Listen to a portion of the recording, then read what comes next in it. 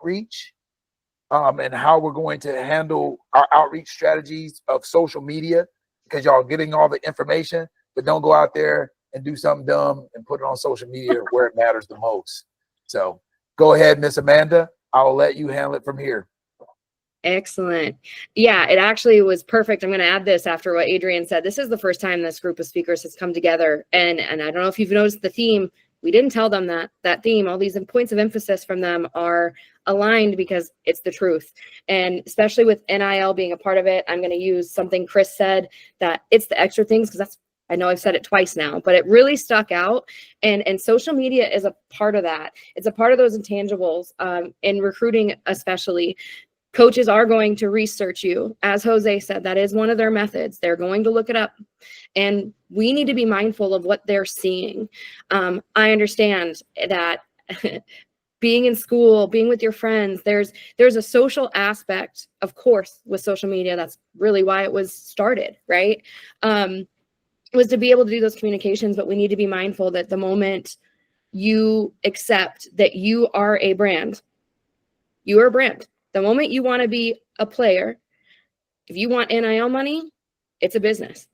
The moment you get money for that, your mindset has to shift. And that's what I kind of want to focus on more here today, is how social media is really a part of your recruiting resume, and different tips and tricks that you can incorporate, things that we need to be mindful of. I've been in digital marketing, social media, and branding for about 15 years now, and it's ever evolving. And social media has allowed a tool set for you guys as athletes that is no cost to you, that can do so much for you if you know how to optimize the platform, if you know how to use it, if you know what to do on it. And there's inspiration everywhere. You probably see it every day. So part of my goal today is really just kind of talking about what that looks like, and hoping that you guys can walk away with, the next time you open your feed, whether that's Instagram, TikTok, or something else, don't just look at what's engaging to you, but look at something that you can replicate on your own page that can be a representation of you. Because as Jose said, those coaches do look beyond your highlights. They're looking at that character and consistency, and there's certain things that you can be doing to display that as just a part of your natural life. And so obviously highlight reels, we talked about those a lot. I'm going to start with kind of a social media audit that you guys need to do first and foremost on your pages. What is your profile photo?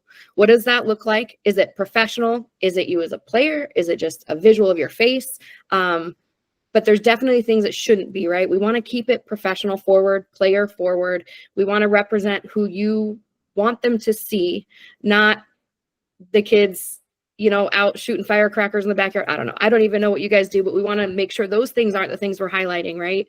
So get that headshot, so that is ideally something that is maybe you, a post of you on the field, or making a good play. Maybe it's something with you and your team together, showing that camaraderie. We want to make sure that your bio is short, simple, and searchable. So, and just like we did in earlier segments, we want to highlight the sport you play, the position you play, your grad year, anything that you're putting in those templates that we talked about a few segments ago for outreach is the same things you want to make sure you display somewhere on your pages. We want to make sure that your highlight film, once you post it, is pinned to the top. So it's the first thing that is seen on your feed. You can do that in almost all your platforms. In Instagram, you also have your highlight folders. When you're looking at your pages today, and I'm going to give you a few minutes here to actually do that here in a moment, because I want you to be able to actually look at that. What is highlighted? What's at the top of your feed? What's the first thing that these coaches see? And let's make sure it's aligned with what you want them to see. For what kind of player, what kind of character, what kind of person you are trying to be in the role you're trying to go towards with your roadmap. The biggest piece is that zero red flag content. One of the reasons I brought up some of the stuff I did with Jose in that question is because he mentioned character, intelligence, and agility. Again, and he mentioned social media. It can be a red flag, or it can be your biggest asset. And we want to make sure that anything that is on your page is not only something that's going to make your coaches proud, but your family's proud. If you don't want your mom to see it, Don't put it on your page. You don't want your coach to see it. Don't put it on your page. There's private messaging for that. Make sure your brand forward is out so that anyone that comes across knows who you are trying to become and what you're working for, and get an idea for who your character is. So I think a good way to kind of set this up is think of social media as your highlight reel for life, just as your highlight reel for gameplay is your highlight from Hudl or whatever app you're using. Every post on your social media is either building your brand or tearing it down. So when you're thinking about content that you can post, that you can also add to your highlights, we obviously want to avoid anything. I'm going to use this from Jose. I thought it was great. Anything related to dogs. Not that you guys should be doing that anyways, but if there's anything on your feed that could fall into that category, the drugs, alcohol, women, guns, or speeding, anything like that, delete it. It needs to be gone. Those are going to be flags those are perfect red flag mentions. But what we can highlight, and I'm glad Adrian had showed the reflections earlier because I was going to show that in this segment, but I'm going to tie that in a little bit. When you're out in the community, those are prime opportunities to be posting and highlighting. Maybe you have a highlight folder that's all your in the community, right? And then you have one that's team camaraderie. We help you with those strategies through Recruiting Made Simple, but to leave you with something today, I want to leave you with some 4 big things that you can do. First, your audit.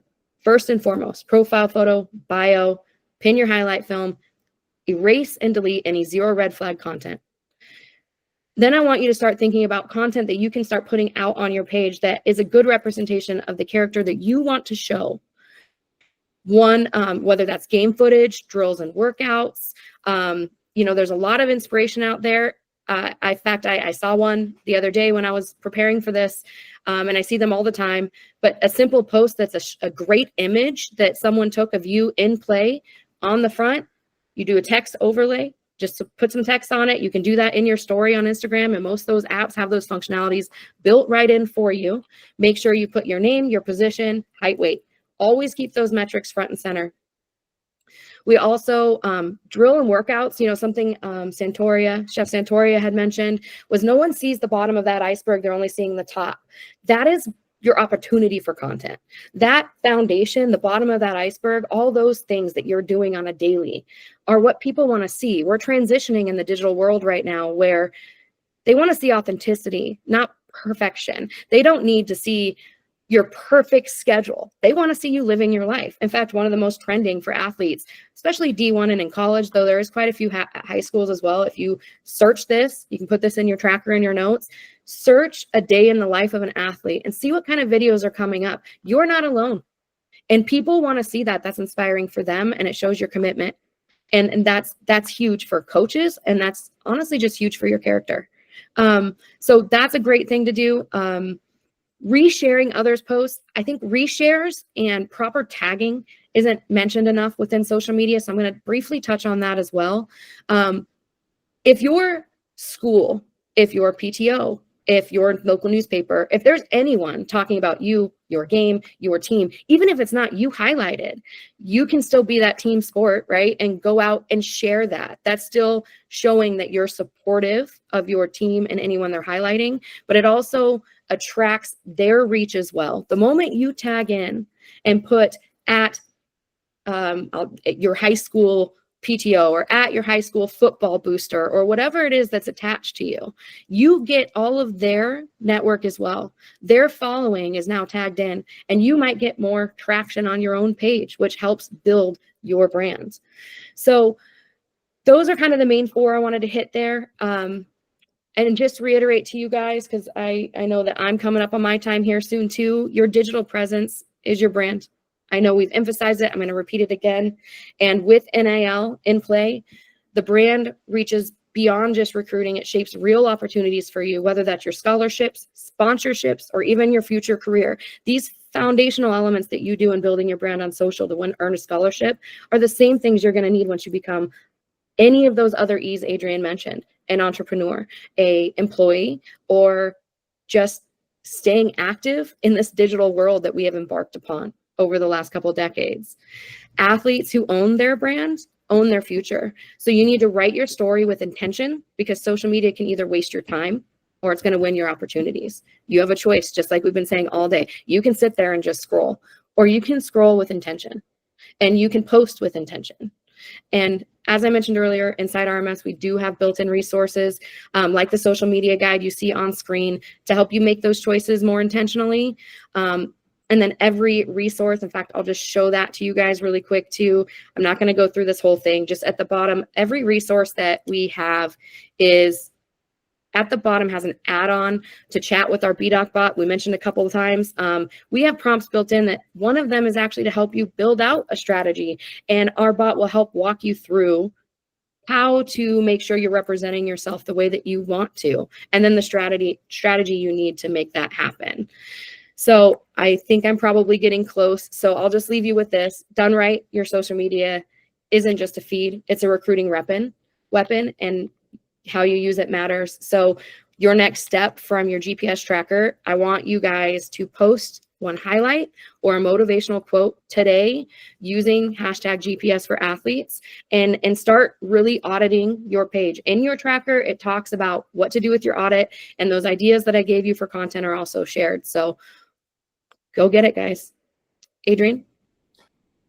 Real quick, and Amanda will give you a little bit more time on your next segment, just so we can make sure that we get Will in too. I think he's already on, so we're good to go. Just if we need about 3 or 4 minutes extra, it's okay. But I want to take the time to say what Amanda said about the dogs that Jose had said, and it was the bad things, and we've talked about it several ways this whole time. There's only 2 things you can do. You have a choice. You either bow down or you compete, and we put everything in the 2s. Well, while all this has been going on, my mind went to working, and I started thinking, okay, so you got the dogs that you're not supposed to do, the drugs, the alcohol, the women, the guns, the speed. Don't post those. Well, what I want to give you is the dogs that you should do. When you're on, you can take these same letters and turn it into something that you should do. So you don't have to think about what you don't need to do, but if you need to do something, go out and show what you're doing. Show your athleticism. Show your workout. Show your grades. Show your school. Those are the dogs that you can post out. Those are the dogs that need to be on your thing. Great. Pivot your social media when it's time to pivot your social media. If you're an athlete, stay athletic. When you become, and I'll just use Chris White because he played with me, when you become a rapper or musician, now you transition your page to that. You don't need to be a combination of all these things when you're trying to play. It's difficult. It hurts you. And I'm just going to use somebody that we watched it in a real time just recently. We watched it hurt somebody in the draft, Shedeur Sanders. Very much so. For whatever reason, it hurt him more than it helped him in the draft. Didn't hurt him economically, but it hurt him more in the draft.